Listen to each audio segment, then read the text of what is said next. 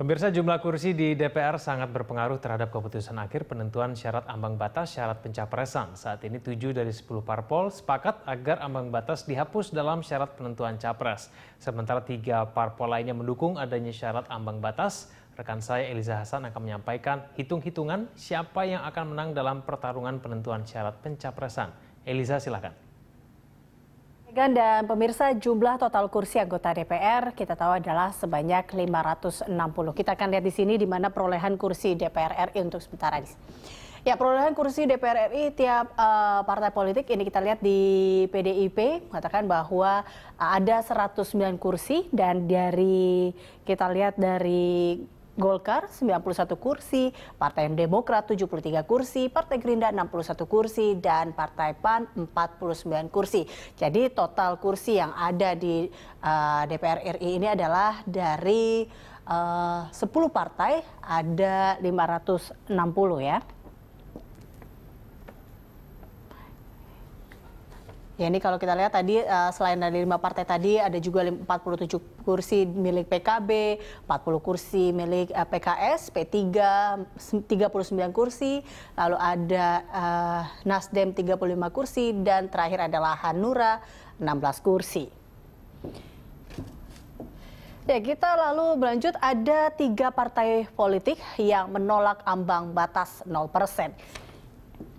Siapa sajakah partai politik itu? Ini adalah 3 partai politik yang menolak 0% terkait dengan ambang batas ini, yaitu adalah PDI sebanyak 109 kursi, lalu ada Golkar 91 kursi dan Nasdem 35 kursi. Jadi untuk sementara total kursi yang 235 kursi ini menolak terkait dengan 0% ini. Kita lanjut, bagaimana dengan parpol-parpol yang mendukung terkait 0% atau ambang batas 0% ini. Kita lihat di sini ada 7 partai politik yang mendukung 0% ini atau ambang batas 0% ini. Ada Gerindra, ada Demokrat, ada PAN, PKB, PKS, P3, dan juga Hanura. Dan total kursi berarti yang mendukung terkait dengan ambang batas 0% ada 325 kursi. Kita lanjutkan. Di sini berarti parpol yang berpotensi tolak 0%. Ini mengingat bahwa saat ini Hanura dan juga PKB adalah partai koalisi pemerintah, maka kemungkinan besar ada 2 partai politik yang akan menolak juga ambang batas 0% ini, yaitu adalah PKB dan juga Hanura. Jadi ada kemungkinan bahwa 63 kursi ini akan menolak ambang batas 0%. Ya, dengan demikian jika PKB dan Hanura pada akhirnya bergabung dengan PDIP, Golkar dan juga Nasdem, maka total kursinya, kita lihat di sini total kursi partai politik yang akhirnya menolak ambang batas 0% adalah 298 kursi dan yang mendukung untuk ambang batas 0% adalah 262 kursi. Demikian Kevin Egan, kembali ke Anda.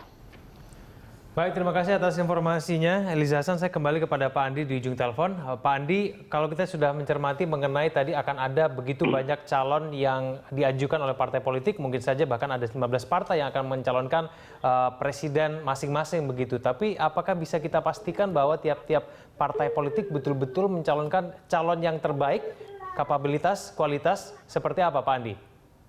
Ya, pertama kita berharap seperti itu ya, dan kan kalau bermain-main itu satu hal yang tidak mungkin mau dilakukan dalam pemilihan presiden karena itu akan berimplikasi terhadap perolehan kursi di dalam pemilihan legislatifnya.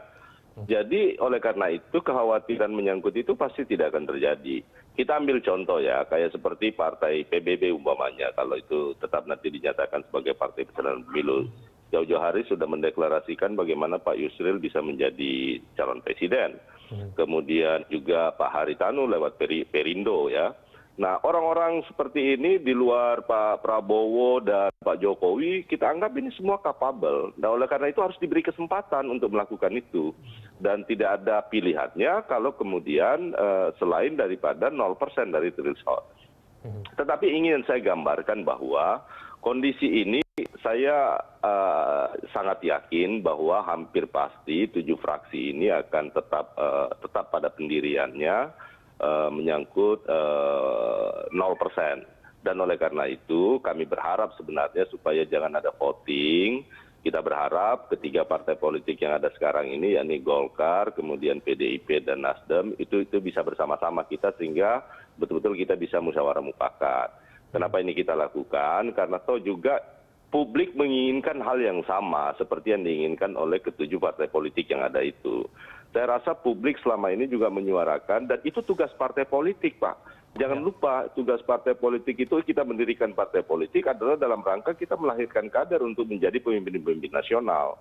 Dan sesuatu yang rancu kalau kemudian ada partai politik yang kekuatan mesin partainya luar biasa, kemudian mencalonkan orang di luar kadernya. Ini sesuatu hal yang menurut saya harus, walaupun koalisi itu tetap pasti akan terbangun. Kita yakin dan percaya bahwa kalau ada partai, puluhan partai nanti, saya juga tidak percaya semua akan mencalonkan calon presiden masing-masing. Tetapi secara konstitusional harus diberi hak yang sama.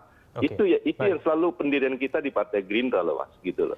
Baik, dan pemirsa, kita saat ini sudah tersambung dengan politisi PDIP Arya Bima. Pak Arya Bima, selamat malam.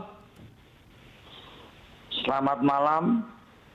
Ya, Pak Arya Bima, kalau kita mencermati mengenai hitung-hitungan kursi yang kemudian berkaitan dengan presidential threshold ini, tampaknya PDIP, Golkar, dan juga Nasdem akan kalah nanti suaranya pada saat paripurna. Tanggapan Anda seperti apa?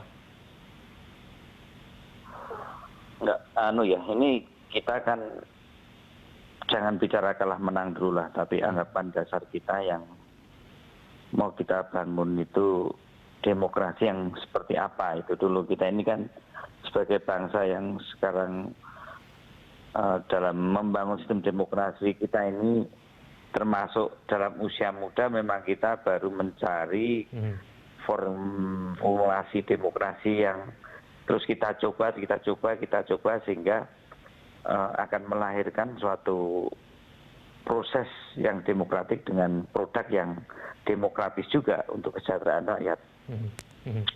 Jadi keputusan MK yang akhirnya mengharuskan bahwa untuk pemilihan presiden itu bersamaan dengan pemilu legislatif dan bersamaan dengan pemilu Dewan Perwakilan Daerah ini adalah suatu pertama kali yang baru akan kita laksanakan.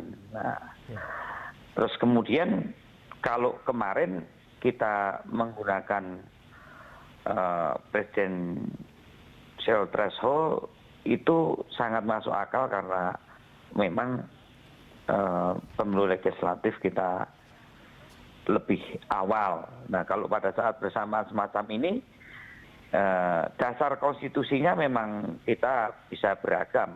Semua partai peserta pemilu mempunyai hak untuk mencalonkan presiden. Kan ada sejumlah pertanyaan. Kalau nanti misalnya betul-betul ingin tetap presidential threshold ini 20-25%, tapi kan kemudian pemilu akan dilakukan serentak. Bagaimana mungkin kemudian kita menggunakan skenario yang sama seperti pemilu sebelumnya kalau itu dilakukan serentak? Alasan apa kemudian yang mendasari PDIP tetap menginginkan presidential threshold 20-25%, Pak Arya? Ya, itu keputusan politik. Namanya keputusan politik itu kan mana efektifnya, ya. One man, one vote, ya kan? Itu dasar konstitusi, ya kan? Tapi apakah benar pileg itu one man, one vote? Saya ini dari daerah pemilihan Jawa Tengah. Menurut perhitungan satu kursi saya itu 320.000. Faktual setelah pemilu 260-an. Itu beda dengan satu kursi di Papua. Beda dengan 1 kursi di NTT.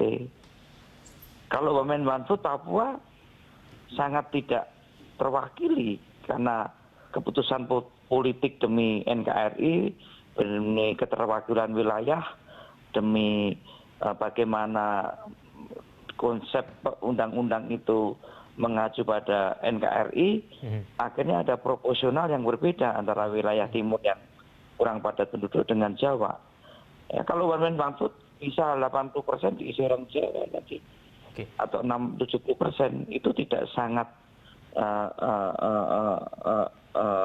menguatkan demokrasi kita. Baik. Jadi intinya bahwa cara pandang kita itu bagaimana efektivitas demokrasi kita lakukan.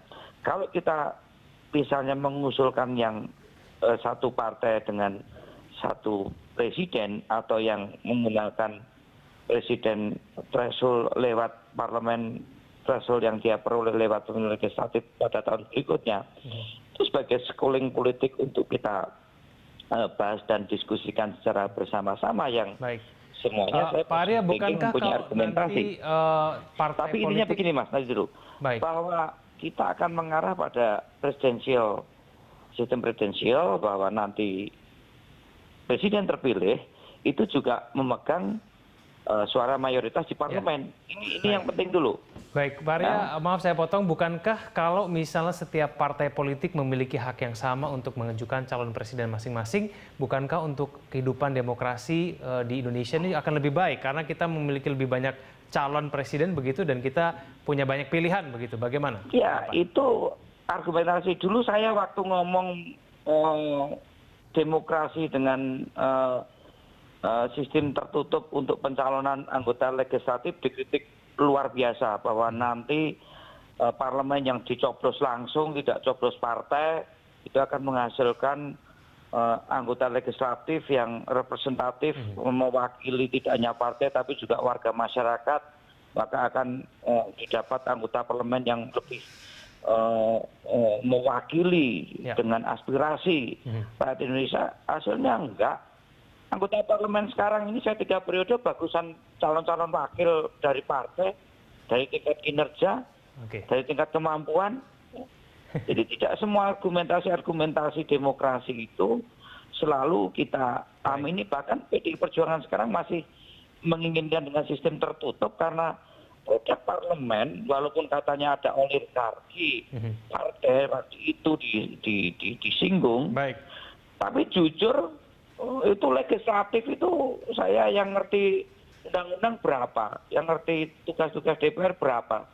Kebanyakan cuma populis dapat suara aja. Maksudnya gini Mas, ini kita Pak Arya, mohon maaf, kita harus berdiskusi. jeda dulu. Kita potong, saya akan lanjutkan, berikan kesempatan lagi kepada Pak Arya nanti usai jeda. Pemirsa Prime Talk akan segera kembali.